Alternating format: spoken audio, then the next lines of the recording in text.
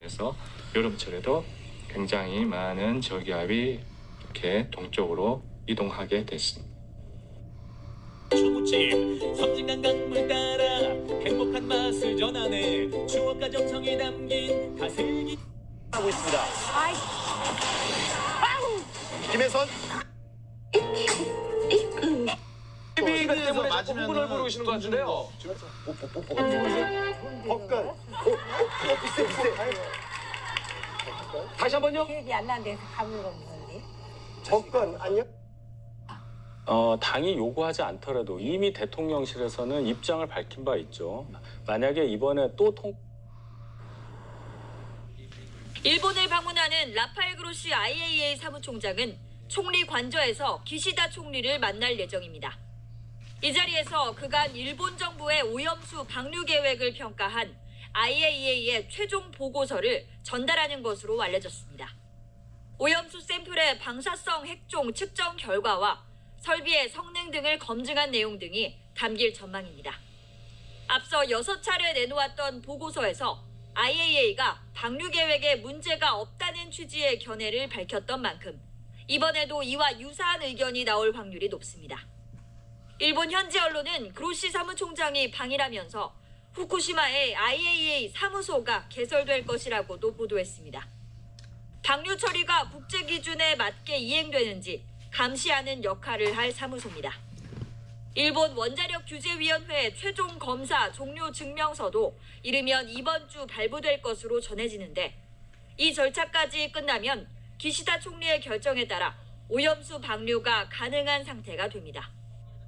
앞서 일본 열린여당 공명당 대표가 해수욕 시즌은 피하자고 주장했지만 일본 정부는 여름 무렵 방류 방침은 바뀌지 않았다고 못 박았습니다. 하지만 여전히 반대 여론은 만만치 않습니다. 일본 국민 사이에서도 오염수 방류에 대한 찬반 의견이 비슷하게 나타났습니다. 일본 내부는 물론 주변국들 사이에서도 반대 여론이 아직은 만만치 않은 만큼 기시다 총리는 최종 보고서가 발표된 뒤 실제 방류에 앞서 주변국 설득 작업에도 속도를 낼 것으로 전망됩니다. 연합뉴스TV 구아림입니다. 일본 후쿠시마 원전 오염수에 대한 국제원자력기구 IAEA의 최종 보고서 공개를 앞두고 여야 모두 소속 의원 비상 대기령을 내리고 촉각을 곤두세우고 있습니다. 더불어민주당을 비롯한 전 야권의 전방위 공세 속에 국민의힘은 정부와 대응책 마련에 나섰습니다. 최지숙 기자입니다. 후쿠시마 원전 오염수 방류 문제를 놓고 대립해온 여야는 제각기 총력전에 들어갔습니다. 국민의힘은 연달아 의원총회와 당정간담회를 열고 IAEA 발표 대응 방안에 머리를 맞댔습니다. 의원총회에선 운동권 출신이자 2008년 광우병 시위를 주도했던 민경호 대한연대 공동대표가 초청연사로 나섰습니다. 광우병에서 시작된 괴담 정치를 이번 후쿠시마 오염수 문제를 가지고 끝장내기를 제안합니다. 08년 광우병 시위를 장악했던 건 선거 불복이라고 저는 봅니다. 최근 연일 발언 수위를 높이고 있는 김기현 대표는 야당을 향해 괴담 마약, 괴물 등 또 한 번 강경 발언에 나섰습니다. 괴담 마약에 중독된 민주당은 자극적이고 선동적인 언어로 국민을 20개에 300만 원씩 나뉘어 민주당 의원 20명가량에 살포됐다는 과정을 집중적으로 설명했습니다. 수사가 본격적으로 이뤄지기 전에는 박 씨가 송 전 대표의 후원 조직인 먹고사는문제연구소 사무실에 PC 하드디스크 교체를 지시했다고 주장했습니다. 이 같은 증거인멸 정황을 바탕으로 구속수사의 필요성을 입증한 겁니다. 돈봉투 수사는 윤관석, 이성만 의원의 체포 동의안 부결로 난관에 부닥쳐 있던 상황. 하지만 검찰이 캠프 실무를 총괄하고 증거인멸을 주도한 것으로 보고 있는 박 씨가 구속되면서 송 전 대표의 돈봉투 수사도 속도가 붙을 전망입니다. 돈봉투 수수 의원에 대한 특정도 마무리하고 조만간 이들을 소환할 것으로 보입니다. YTN 권준수입니다. 경찰이 경기 북부와 남부, 인천 등 수도권에서 출산 기록은 있지만 출생 신고가 안 된 아동 39명의 소재를 파악하고 있습니다. 경기 북부경찰청은 현재까지 남양주에서 1명, 연천 1명, 포천에서 4명에 대한 수사 의뢰를 접수해 수사에 착수했습니다. 출생 미신고 아동에 대한 수사 의뢰가 가장 많았던 경기 남부경찰청은 현재 출생 미신고 사건 25건을 조사하고 있습니다. 또 인천경찰청은 출생 미신고 아동 8명에 대한 수사 의뢰를 받고 이들의 행방을 파악하고 있습니다. 정부가 출생 미신고 사례를 전수조사하는 만큼 경찰의 수사를 의뢰하는 건수도 더 늘어날 수 있습니다. 부산경찰청이 출산 기록은 있지만 출생 신고가 되지 않아 수사 의뢰된 영아 8명 가운데 7명은 서울 지역 베이비박스에 유기된 것으로 확인됐다고 밝혔습니다. 경찰은 나머지 1건에 대해서도 베이비박스에 유기했다는 친모의 진술을 확보하고 사실관계를 확인하고 있습니다. 경찰은 친모의 주소를 기준으로 지자체로부터 출생 미신고 영아에 대한 수사 의뢰를 접수해 조사를 벌이고 있습니다. 오늘 새벽 충북 청주에 있는 교차로에서 버스와 승용차가 충돌하면서 승용차에 타고 있던 30대 여성이 크게 다쳤습니다. 인천공항 고속도로에서는 청소차가 옆으로 넘어지면서 퇴근길 극심한 차량 정체가 빚어지기도 했습니다. 김태민 기자가 보도합니다. 승용차가 형체를 알아볼 수 없을 정도로 파손됐습니다. 오늘 0시 20분쯤 충북 청주의 전멸신호 교차로에서 버스와 승용차가 충돌했습니다. 이 사고로 승용차에 타고 있던 동승자 30대 여성이 심정지 상태로 병원으로 옮겨졌습니다. 승용차 운전자도 중상을 입었고 버스 승객 2명도 다쳤습니다. 경찰은 두 차량의 과실 여부를 조사하고 있습니다. 인천국제공항으로 가는 청라나들목 인근에서 2.5톤 청소차가 옆으로 넘어졌습니다. 앞서 달리던 승용차를 들이받고 전도된 겁니다. 이 사고로 4개 차로 가운데 3개 차로가 통제되면서 3km 가까이 차량 정체가 이어졌습니다. 사고 수습에 3시간 가까이 걸리면서 공항 이용객들은 발을 동동 굴렀고 인근 시민들은 퇴근길 큰 불편을 겪었습니다. 공장 바닥에 가스 착포가 널려 있습니다. 어제 오후 5시 40분쯤 전북 군산에 있는 아이스팩 공장에서 암모니아 냉매가스가 유출됐습니다. 사고 발생 당시 공장 직원 2명은 긴급히 대피했지만 인근 주민 4명이 가스 냄새에 어지러움을 호소해 병원으로 이송됐습니다. 이 공장은 암모니아를 1톤가량 보관하고 있었던 걸로 파악됐습니다. 소방은 암모니아 누출 규모와 사고 원인을 조사하고 있습니다. YTN 김태민입니다.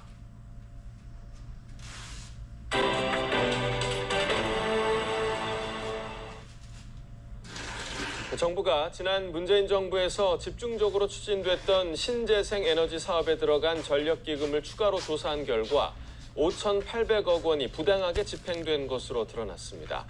시중보다 이자가 싼 태양광 대출을 받으려고 엉터리 농축산물 생산시설을 짓는 등 정부 지원금은 한마디로 눈먼 돈이었습니다. 이승배 기자입니다. 건물 옥상마다 태양광 시설이 설치됐습니다. 버섯을 재배하겠다고 허가를 받았는데 실제로는 경작을 전혀 하지 않았습니다. 다른 지역에 있는 곤충 사육사도 마찬가지. 사육 설비는 온데간데 없고 내부엔 폐자재만 가득합니다.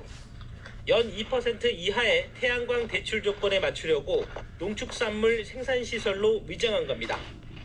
태양광에 쏟아부은 정부 지원금은 말 그대로 눈먼 돈이었습니다. 가짜 세금 계산서로 공사비를 부풀려 과다 대출을 받은 경우는 부지기수, 대출을 받은 뒤 다시 액수를 줄여 세무당국에 신고한 탈세 정황도 다수 확인됐습니다.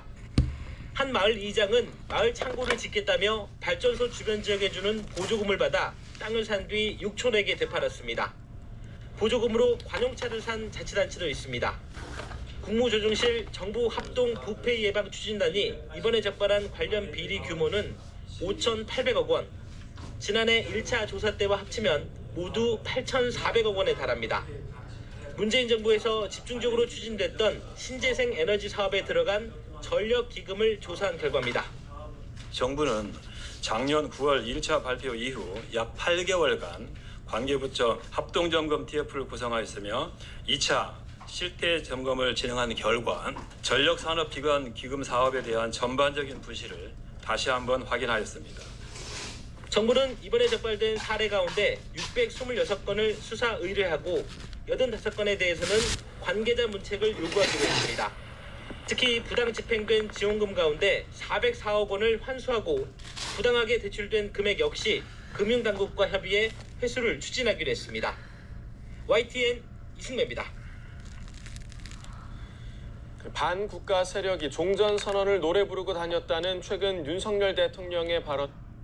그래서 중국은 수출 통제가 국가 이익과 안보에 도움이 될 거라고 강조했습니다. 갈륨은 집적 회로와 태양광 패널, 게르마늄은 광섬유 등에 쓰이는 핵심 원료로 두 가지 모두 중국이 전 세계 생산량 80%를 차지하는 것으로 알려졌습니다. 미국이 첨단 반도체 생산 장비 수출 통제로 중국을 거듭 압박하면 중국은 희귀 광물 수출 통제로 맞설 것이란 예상이 현실로 나타난 셈입니다.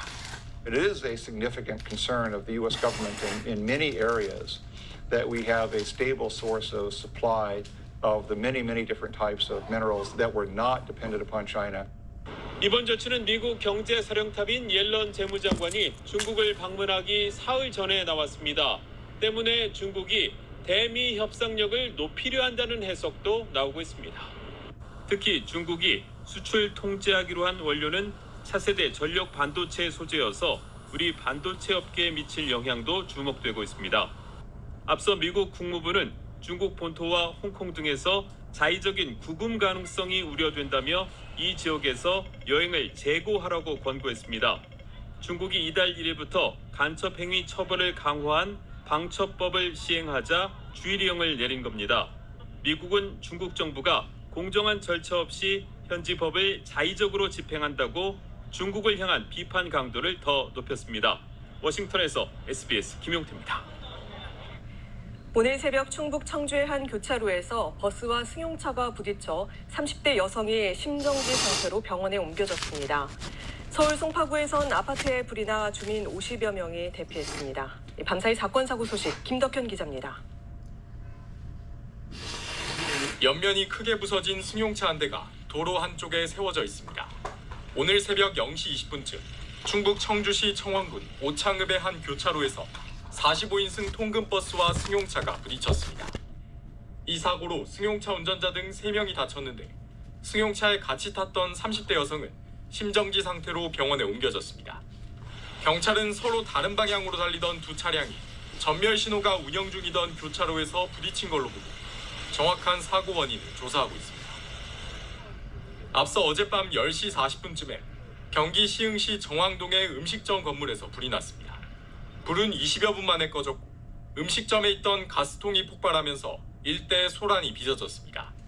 소방당국은 정확한 화재 원인을 확인하고 있습니다. 어제 오후 4시 10분쯤 서울 송파구 신천동의 한 아파트 12층에서 불이 나 20여 분 만에 꺼졌습니다. 집안에 있던 에어컨에서 불길이 시작된 걸로 추정되고 있는데 거실과 부엌이 타면서 소방 추산 4천만 원의 재산 피해가 났습니다. 인명피해는 없었지만 불길이 번지면서 한때 아파트 주민 50여 명이 대피하는 소동이 빚어지기도 했습니다. SBS 김덕현입니다. 더불어민주당 돈봉투 살포 의혹과 관련해 송영길 전 민주당 대표의 보좌관이었던 박용수 씨가 검찰에 구속됐습니다. 법원은 어제 박 씨에 대해 증거인멸에 염려가 있다며 구속영장을 발부했습니다. 박 씨는 2021년 5월 민주당 전당대회에서 송 전 대표를 당선시키기 위해 이정근 전 민주당 사무부총장 등과 공모해 사업가로부터 5천만 원을 받고 민주당 윤관석 의원에게 6천만 원을 전달한 혐의 등을 받습니다. 수능 시험에 출제되어온 초고난도 문제들, 이른바 킬러 문항 뒤에 사교육업계와 부적절한 유착이 있다는 윤 대통령의 지적 이후 교육부가 신고센터를 운영하고 있습니다. 지금까지 접수된 280건 가운데 교육부가 먼저 12건을 경찰과 공정거래위원회로 넘기기로 했습니다. 김경희 기자입니다.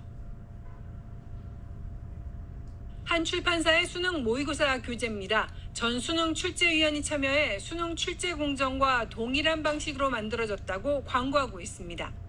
지난달 22일부터 가동된 교육부 신고센터에는 출제위원 경력을 활용한 교재나 강의 홍보뿐 아니라 유착 의심 사례가 46건이나 접수됐습니다. 교육부는 이 가운데 사실 확인과 현장 점검 등을 거쳐 신빙성이 확인된 사안을 1차로 경찰에 수사 의뢰하기로 했습니다. 한 학원 강사가 수능 출제 관계자와 만났다는 사실과 함께 출제 예상 문제 유형을 수강생들에게 언급했다는 사례 등 모두 2건입니다. 그 자체만으로 수능 시험 체제의 공정성에 대한 사회적 신뢰를 심각하게 훼손하는 것이며 만일 그것이 사실이라면 우리 사회 전반의 신뢰를 뿌리째 뒤흔드는 일로 경찰은 실제 문제 유출이 있었는지 또 금품이 오갔는지 등을 집중 수사할 걸로 보이는데 수능 출제위원에 대해선 부정청탁금지법이나 정부 출연 연구기관법 위반 또는 배임 등의 혐의 적용을 학원이나 강사 측에는 업무 방해 혐의 적용을 검토하고 있습니다. 또 합격생 숫자 부풀리기나 교재 끼워 팔기 등 10건은 공정거래위원회에 조사를 요청했습니다. 접수된 신고에 대해 최종 검토가 끝나면 경찰이나 공정위에 넘어갈 건수는 더 늘어날 수 있습니다. 수능을 불과 130여일 앞두고 학원가에 불어닥친 사정바람에도 교육부는 9월 모의평가나 수능 출제에는 차질이 없을 거라고 강조했습니다. SBS 김경입니다. 윤석열 대통령이 새로 임명된 김홍일 국민권익위원장과 차관급 13명에게 임명장을 수여했습니다. 윤 대통령은 특히 최근 사교육업계와 유착관계를 지적하며 쓴 이권 카르텔을 다시 언급하면서 가차없이 싸워달라고 당부했습니다. 김기태 기자입니다. 김홍일 신임 국민권익위원장에 이어 차관급 13명이 윤석열 대통령으로부터 임명장을 받았습니다. 신임 차관들과 오찬에서 윤 대통령은 우리 정부는 반카르텔 정부라며 이권 카르텔과 가차없이 싸워달라고 당부했습니다. 이어 국가와 국민, 헌법 시스템에 충성해달라, 말을 갈아타라고 하는 게 아니라 헌법 정신에 맞게 말을 제대로 타라는 것이라고 강조했습니다. 비서관 출신 차관들이 전면 배치되면서 내부 인사도 본격화할 걸로 보입니다. 환경부 본부의 1급 3명 전원은 최근 사표를 제출한 것으로 알려졌습니다. 대통령실은 1급 사표 제출은 대통령실 지시에 따라 시작된 게 아니라며 장관 직권으로 인사 쇄신 차원에서 사표를 받은 것이라고 설명했습니다. 박근혜 정부 당시 김기춘 비서실장이 문체부 1급 공무원에게 사표를 요구한 사건이 대법원에서 유죄로 확정된 점을 의식한 걸로 보입니다. 이런 가운데 문재인 전 대통령은 SNS에 평화로운 남북관계와 균형 외교의 증진, 국민소득 증가는 남북 간 적대 해소 노력이 뒷받침될 때 이루어졌다며 아직도 냉전적 사고에서 헤어나지 못한 사람들이 많다고 적었습니다. 지난달 윤 대통령이 전임 정부의 대북 정책을 거론하며 반국가 세력이 종전선언을 노래 부르고 다녔다고 한 데 대한 반박 성격으로 보입니다. SBS 김기태입니다. 대표적인 제2금융권기관인 새마을금고를 둘러싼 불안감이 커지고 있습니다. 연체율이 빠르게 오르고 자금이 빠지면서 운영에 비상이 걸렸다는 평가가 나오고 있습니다. 새마을금고는 이에 그렇게 나쁜 상황이 아니라며 진화에 나섰지만 정부는 관리 감독을 강화하기로 했습니다. 박예린 기자입니다. 경기 남양주의 새마을금